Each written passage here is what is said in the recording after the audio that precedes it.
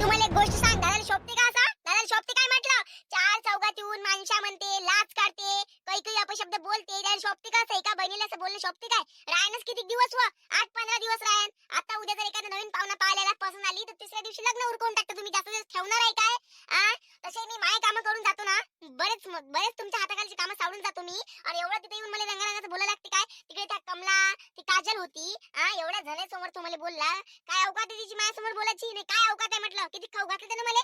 किती खाऊ घातलं सांग बरं? येत माय बाई, तुलाही बोलायला आला का होतो तिकडे?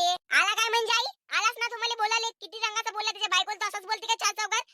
त्याच्या बायकोचा एवढा मान सन्मान ठेवते, माया काऊन नाही ठेवत? मी तर बहीणच होय त्याची शेवटी. हो बाई, त्याचे कानं भरले, त्याचे कानं त्या वहिनीने भरले. भल्ली वहिनी ती बदमाश आहे, कुबड कुटची, एवढी कुबल आहे, एवढी कुबल आहे का काय सांगू तुला? घरफोडी आहे ती, घरफोडी. त्या वहिनीनंच त्याचे कानं भरले, आडवे तिडवे. तो मलाही बोलला तर तू आता तुलाही बोलायला गेला. आणि ते आता मी पुऱ्या गावात तमाशा करतो म्हणजे कुठं तमाशा करायला गेली आणि काय गेली काही माहित नाही मला. वहिनीने काऊन कानं भरले आई? काऊन वहिनीने कानं भरले? काय काय काय काय काय केलं वहिनी सोबत आपण असं? काय केलं म्हटलं? व तिचं म्हणणं काय? व तुम्ही दोघी मायले की पुरं गाव घुमता, मला नुसतं घरातले कामं करायला लागते, मला गाव घुमता आलं पाहिजे. तुम्ही पुरे घरचे कामं करा म्हणे आणि मला गाव घुमू द्या म्हणे, अशी म्हणे ते वांड आहे. माय बाई हो का व?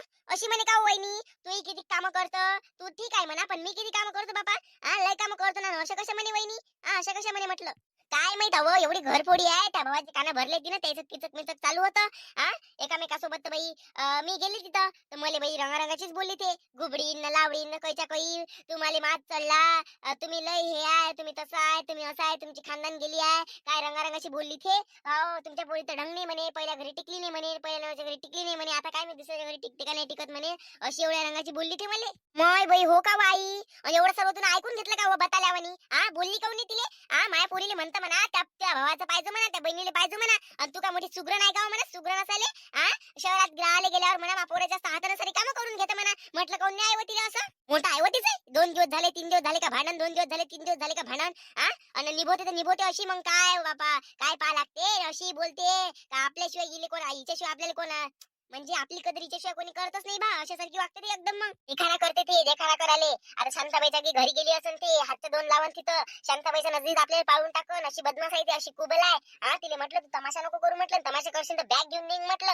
तर कायची मी काय बॅग घेऊन निघासाठी आली का म्हणे तुमच्या घरी? म्हणे एवढं करतो माझ्या नवऱ्याचं, तू यावाला एवढं करतो म्हणे, तू मी करीना माय मले मज्जा काय काय? माय बाई हो का? म्हण तू काहीच नाही बोलली का? तू चुपच राहिली का? मग बोलली बाई मी, जेवढं मायकून बोलणं होती तेवढं बोलला, जास्त काही बोलली नाही मी. आणि राहिली गोष्ट दादाची, दादा फुसके आहे त्यावाला. बायकोले बोलणं नाही होते ऐकून, तुला बोलायला आला तिथं आहे ना, मा बायकोला काम करू लागत जाय म्हणे. मी तर म्हणतो त्याले, तू त्या बायकोला काम करू लागत जाय बाबू, आम्ही दोघी मायली की आमची कामं करून त्या बायकोला संटी सारखी मस्त हिंडू देत जाय, असंच म्हणतो त्याले मी. आता असं कसं बोललं नाही होत? 4 चौघातून मला कसं बोलला तू? हे तिथं पिंकी होती, कोमल होती आणि त्या दोघी जणी पाहिलं म्हणे इथं भावासोबतच पटत नाही म्हणे, दुसरा नवरा केला तर काय दुसऱ्या नवऱ्यासोबत पटन म्हणे. असे लोकांच्या जिबीला हाड आहे काही? सांग तू, लोकांच्या जिबीला हाड आहे का? त्याला जर बोलायचंच होतं तर इथं येऊन बोलता, घरात बोलता तुम्हाला. घरात नाना प्रकारच्या शिवाय दिल्या तर लोकांना माहित पडते काय? म्हणजे लोकांना काय वाटन का हे घरातले चांगले नाही राहत, घरातले संस्कार चांगले नाही आहेत, काय नवऱ्याच्या घरी जाऊन चांगले टिकन, असं लोकांना वाटते. आई मजा काय काय काय माहित बी कसाच काय आहे ना काय? तर बाबा मला काही समजायला नाही. नुसतं बायकोनं बैल करून ठेवलं, त्याला बायकोनं बैल करून ठेवाले. मी बोलली तिले, लय रंगाची बोलली, लय रंगाची बोलली. हो ते पण तिचा हुनेर नाही गेला. अशी म्हणजे वाघासारखीच मार बोकारली ते. मी म्हणे दबणारी पोरगी नाही म्हणे, तुम्हाला दबणारी पोरगी पाहिजे असेल तर पोराचं दुसरं लग्न करा म्हणे.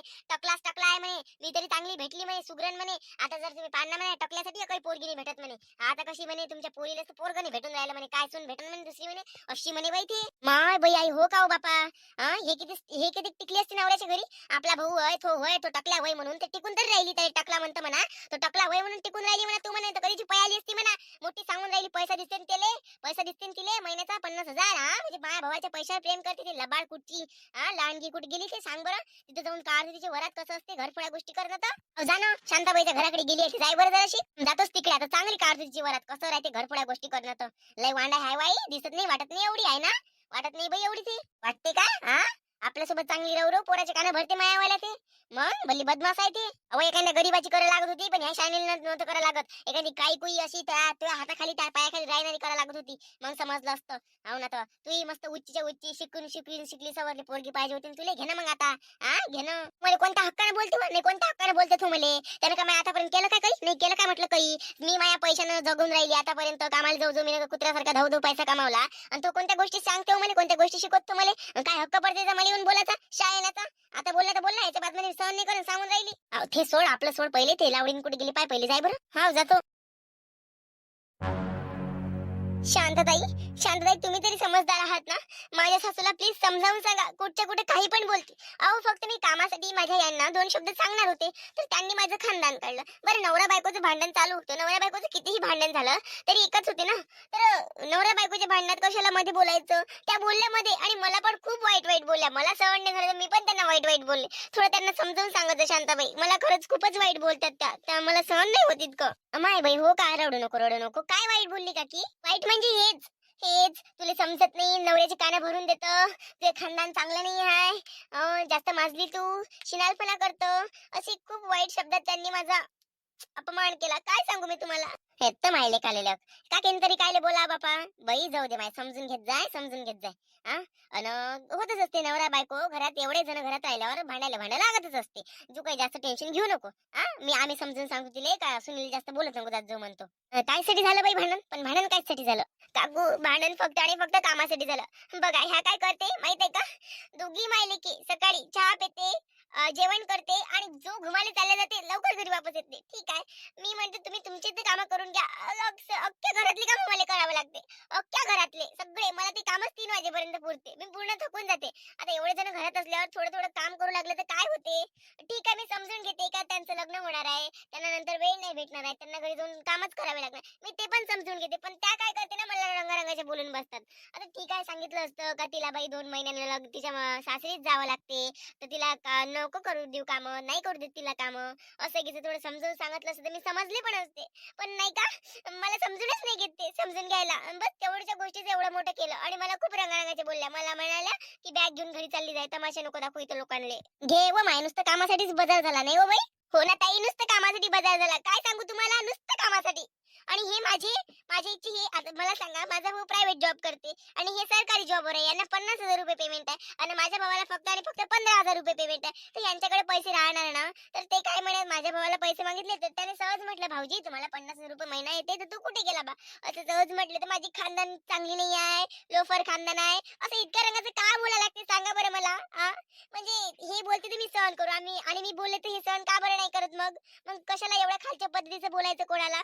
म्हणजे सून आहे तर वाटल्या गेली आणि पोरगी आहे तर आपली आहे, असं थोडी ना असते काकू. कुठं थोडं समजून सांगा माझ्या सासूला. बरं बरं, सांगतो समजावून. टेन्शन नको घेऊ, टेन्शन नको घेऊ, आणि रडणं बंद कर बापा, टेन्शन नको घेऊ. आता कसं आहे बाई, त्या सासूला लागला 4था आश्रम, तिच्या गौऱ्या गेल्या आता मसानात. आता ते कसं आहे, जसं जसं माणूस म्हातारा होत जाते तसं तसं त्याचा बच्चा दिमाग होते, लेकरावानी करते तो. म्हणून त्यांनी त्या सासूला समजून घेत जाय, काय कोण होते तेवढे काम करत जाईन, बाकीचे तसेच पडले राहू देत जाय. आणि खरंच काय हो बाई, आता तू इथे आली म्हणून, जर तू तिकडे राहिली म्हणजे त्या घरी तर सगळे कामधंदे करायला आहेस. तुला आता अखरत असेल, बरोबर आहे म्हणा, पण त्या सासून करू लागायला पाहिजे. बरोबर आहे ते वालं. अहो ताई, होते माझ्याकडून चिडचिड, मी असं नाही म्हणत, माझ्याकडून चिडचिड होते. पण माझं म्हणणं कसं आहे, मी बोलते ना म्हणजे असं सहजच म्हणते, मला कामं नाही करू लागत, असं नाही करू लागत. माझ्या नवऱ्याजवळ म्हणते, माझा नवरा मला समजावून सांगते. पण हे आईला 2 गोष्टी जरा माझ्या नवऱ्यानं सांगितल्या ना, तर हे एकदम नाही का मला खालच्या पदाचं बोलते. मला नाही सहन होत. मी बोलले त्यांना मगाशी, मी म्हटलं त्यांना, तुम्हाला म्हटलं आजूबाजूच्या मैत्रिणी आहे म्हटलं, तुमच्या म्हटलं तुम्हाला माज चालला म्हटलं. मी पण या शब्दात बोलले, त्या मला खूप वाईट वाईट बोलल्या. तर माझ्याकडून नाही झालं सहन, मी पण बोलले मग त्यांना. मी इतकं सगळं करते, त्यांचं इतकं समजून घेते, सगळ्या गोष्टी बरोबर आहे, आणि हे माझ्यासोबत असे का वागतात मला समजत नाही. साईबाई, आता तुझे झालं नवीन नवीन लग्न, 2 वर्ष त्या लग्नाले झाले. आता एखादं लेकरू होईपर्यंत बिचारे सासूचं बोलणं आहे नस तुले बिचारे.